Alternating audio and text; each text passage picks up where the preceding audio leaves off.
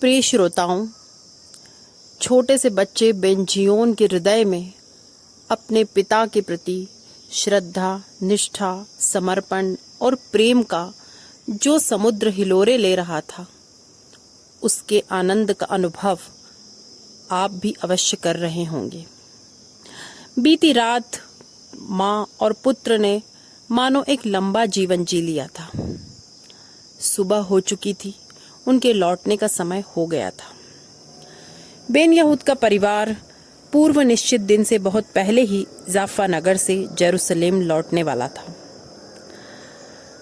वहां से लौटने के बाद डेबोरा प्रतिदिन दुर्बल होती जा रही थी। इस बीच वह फिर से गर्भवती थी और अत्यधिक कमजोर होती जा रही थी। वह बार बार खांसती रहती थी। खांसी में खून की बूंदें भी गिरती रहती थी। बेन यहूद के क्षय रोग का उसमें भयंकर संक्रमण हो चुका था। अभी तक वह 4 बच्चों को जन्म दे चुकी थी। अनेक बार प्रसव होने के कारण उसका शरीर निर्बल हो गया था। बेन यहूद की आर्थिक स्थिति में यद्यपि कुछ प्रगति थी, पत्रिका के ग्राहकों की संख्या भी दिन प्रतिदिन बढ़ रही थी। उसके विचार भी बहुत सारे लोगों के द्वारा स्वीकारे जा रहे थे। हिब्रू भाषा बोलने वालों की संख्या भी धीरे धीरे बढ़ रही थी। उसके शब्दकोश के निर्माण का काम भी नियम से चल रहा था। किंतु यह तो विधाता का विधान है कि जब सुखों के भोग का अनुकूल समय आया तो डेबोरा इतनी बीमार हो गई कि ये सारे सुख उससे दूर ही खड़े रहे। इन दिनों डेबोरा को घर के अंदर चलने में भी कष्ट का अनुभव होता था। पैर घसीटती हुई सी चलती हुई किसी प्रकार वह घर के कार्यों को पूरा करती थी। जब उसका प्रसव हुआ तो डेबोरा की ऐसी स्थिति थी कि वह नवजात पुत्री को गोद में उठाने में भी असमर्थ थी। उनकी 5वीं संतान पुत्री थी, जिसका नाम उन्होंने अटारा रखा, जिसका अर्थ हिब्रू भाषा में मुकुट होता है। अटारा अत्यंत दुर्बल थी।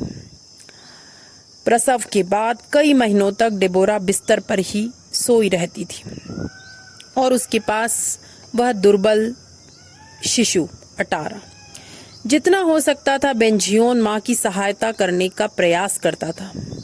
अन्य बच्चे तो पूरा दिन घर में कोलाहल करते रहते थे और बेन यहूद किसी तरह शब्दकोश निर्माण में लगा रहता था। इस कारण बच्चों की देखभाल करने वाला कोई नहीं था। समय पर स्नान, भोजन आदि के अभाव में वे बच्चे बीमार की तरह दिखाई देते थे। माता पिता के होने पर भी वे अनाथों की तरह गंदे कपड़े पहने आपस में लड़ते रहते थे। सब कुछ देखते हुए डेबोरा कुछ भी करने में असमर्थ थी। एक बार उठती थी तो फिर से सोने तक उसकी खांसी रुकती ही नहीं थी। इसलिए इन दिनों उसने बिस्तर से उठने की कोशिश करना भी छोड़ दिया था। सजल नेत्रों से वह अपने घर की इस दुर्दशा को देखती रहती थी। बच्चों की ऐसी स्थिति बेन यहूद से भी छिपी नहीं थी, किंतु इस विषय में वह क्या करे यह उसे नहीं सूझ रहा था। फिर एक दिन उसे ऐसी स्थिति में अपनी माँ फेगा की याद आई। उसने सोचा कि अब तो मेरी माँ बहुत वृद्ध हो चुकी होगी, फिर भी यदि वह यहाँ आएगी तो कुछ तो सहारा अवश्य मिलेगा। ऐसा सोचकर बेन यहूद ने उसी दिन अपनी माँ को विस्तार से पत्र लिखा। यहाँ का सारा विवरण देकर अंत में लिखा, कृपया मेरी सहायता के लिए बिना देर किए आ जाओ। हम यहूदियों की इस पुण्य भूमि में रहने की इच्छा कहीं न कहीं आपके मन में भी तो होगी। शीघ्र ही फेगा का पत्र आया कि हाँ, वह भी आने के लिए उत्सुक है। माँ का पत्र पढ़कर बेन यहूद ने चिंता मुक्ति की गहरी सांस ली। जल्दी ही रूस से माँ को लाने की व्यवस्था के विषय में उसने सोचा, पर एक नई समस्या खड़ी हो गई। इजराइल देश में अभी भी तुर्कियों का ही शासन था। तुर्क अधिकारी इन दिनों किसी भी यहूदी को फिलिस्तीन आने की अनुमति नहीं देते थे। वे सोचते थे कि यहूदी लोग यहाँ आकर यदि निवास करेंगे तो आगे कभी अरबी लोगों को परेशान करेंगे। बेन यहूद ने माँ को लाने की अनुमति के लिए आवेदन किया। उन अधिकारियों ने वह निरस्त कर दिया। बेन यहूद ने तर्क दिए कि 60 से अधिक वर्ष की कोई वृद्ध महिला आपके इस शासन को क्या हानि पहुंचा सकती है। किंतु अधिकारियों ने नहीं माना। बेन यहूद निराश हो गया। उसके मित्रों ने उसे दूसरा रास्ता सुझाया कि शासन को पता न लगे, इस प्रकार अनधिकृत तरीके से अपनी माँ को यहाँ लाओ। न चाहते हुए भी बेन यहूद ने उस तरीके को माना, क्योंकि उसके सामने उसके बच्चों की दुर्दशा का दृश्य घूमता रहता था। उसके बाद उन लोगों के मार्गदर्शन के अनुसार किसी नाव से यात्रा करते हुए उसकी माँ फेगा जाफा नगर पहुंची। वहां नौका तट पर प्रतीक्षा कर रहे बेन यहूद के मित्रों ने वहां के कर्मचारियों को रिश्वत दी और उस वृद्ध महिला को बोरी में बंद कर आलूओं की बोरी के बीच में छिपाकर किसी प्रकार नौका तट के अधिकारियों को धोखा देकर वहां से बाहर निकाला। वहीं एक धर्मशाला में बेन यहूद अपनी मां की प्रतीक्षा कर रहा था। कर्मचारियों ने आलूओं से भरी उस बोरी को कंधे पर उठाकर धर्मशाला में पहुंचाया। बेन यहूद के कमरे में पहुंचकर जब उन्होंने थैले का मुंह खोला तो उसमें धीरे से वृद्ध महिला अर्थात बेन यहूद की मां फेगा बाहर निकली। सामने खड़े पुत्र को देखकर वह भावुक हो गई। प्रायः 20 वर्षों के लंबे समय के बाद उसने पुत्र को देखा था। उसने अपने पुत्र का आलिंगन किया, चुंबन किया और पूछा, बेटा कैसे हो तुम? कितने दुबले हो गए हो? बेन यहूद भावुक था। उसकी आंखों में भी आंसू थे, किंतु वह चुप खड़ा था। वह हिब्रू भाषा में बोला, माँ, इस पवित्र इज़राइल भूमि में आपका पुत्र केवल हिब्रू में ही बोलता है, अन्य किसी भाषा में नहीं। इसलिए मुझे क्षमा करो। यदि आपको मेरे साथ बात करनी है तो आपको भी हिब्रू भाषा में अभ्यास करना होगा। यही मेरे जीवन का लक्ष्य है, इसलिए इस बात का और कोई उपाय नहीं है। आपको प्रयत्न करके यह कार्य करना ही होगा। वहां खड़े बेन यहूद के मित्र ने इस बात का अनुवाद किया और मां को बताया।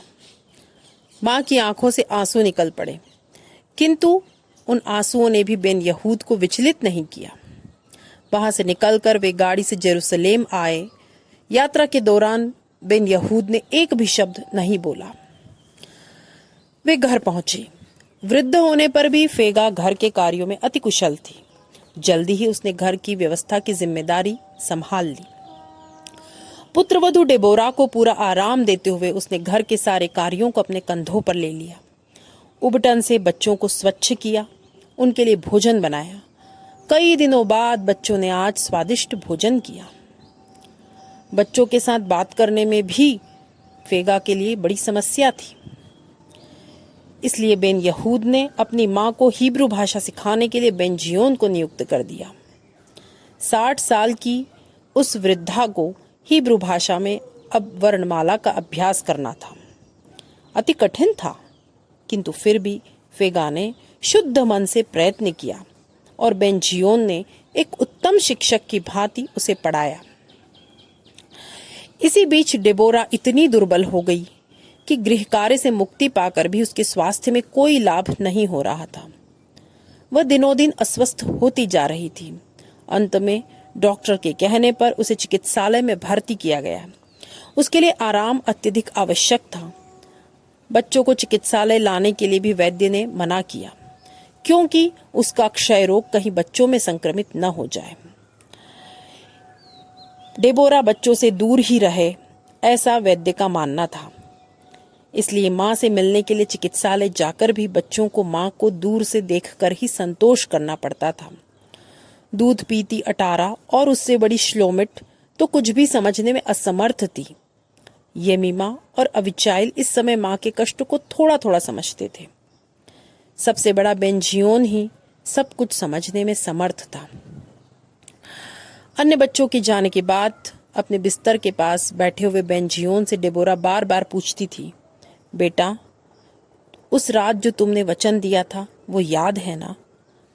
बेंजियोन अपनी मां की आंखों में आंखें डालकर उन्हें आश्वासन देता था। प्रायः 1 महीने बाद डेबोरा की अस्पताल से छुट्टी हुई। उसके अस्पताल से लौटने से पहले ही बेन यहूद ने घर बदल लिया था। नया घर पर्याप्त बड़ा, सुंदर और बगीचे वाला था। डेबोरा के जीवन के अत्यंत शांतिमय दिन यही थे। बच्चे भी दादी के लाड़ प्यार से बहुत प्रसन्न होकर पूरे दिन बगीचे में खेलते कूदते अपना समय बिताते थे। किंतु बेंजियोन प्रायः अपनी माँ के पास ही बैठा रहता था। उसका मन उसे कहता था कि अब उसकी माँ लंबे समय तक जीवित नहीं रहेगी। कुछ दिन बीत गए। फिर से एक दिन रात को डेबोरा ने बच्चों को स्वयं भोजन कराया। भोजन के बाद सभी को अपने पास बिठाकर लंबी कथा सुनाई। बेन यहूद का लिखा हिब्रू भाषा में एक लोरी गीत गाकर सुनाया। अटारा और येमीमा को सुलाया। सभी बच्चों के सोने के बाद वह अपने कमरे में सोने के लिए गई। मध्य रात्रि में कुछ अस्वाभाविक शोर सुनकर बेंजियोन जाग गया। पास के कमरे से माँ के खांसने की आवाज सुनाई दे रही थी, किंतु वह आवाज रोज आने वाली आवाज की तरह नहीं थी, अपितु अत्यंत गंभीर थी। इसी बीच दादी की आवाज सुनाई दी, बेटी ध्यान से, थोड़ा उठकर बैठो, थोड़ा सा पानी पियो। उसके बाद पानी पीने की आवाज सुनाई दी। फिर से लंबी खांसी की आवाज। उसके बाद, अब मैं नहीं रहूंगी, मेरी अंतिम बात सुनो। ये बेंजियोन की माँ के वचन थे। बेन यहूद बोला, डेबोरा ऐसा मत बोलो, मैं अभी डॉक्टर को लेकर आता हूं, तुम ठीक हो जाओगी, सब ठीक हो जाएगा। नहीं एलिजर, मैं जानती हूं, आप मेरी छोटी बहन पोला को ले आओ, वह आपके ध्येय मार्ग में उत्तम सहयोगी बनेगी, मेरे बच्चों की प्रेममयी माता बनेगी। बेंजियोन सुन रहा था कि उसकी माँ उसके पिता से क्या कह रही है।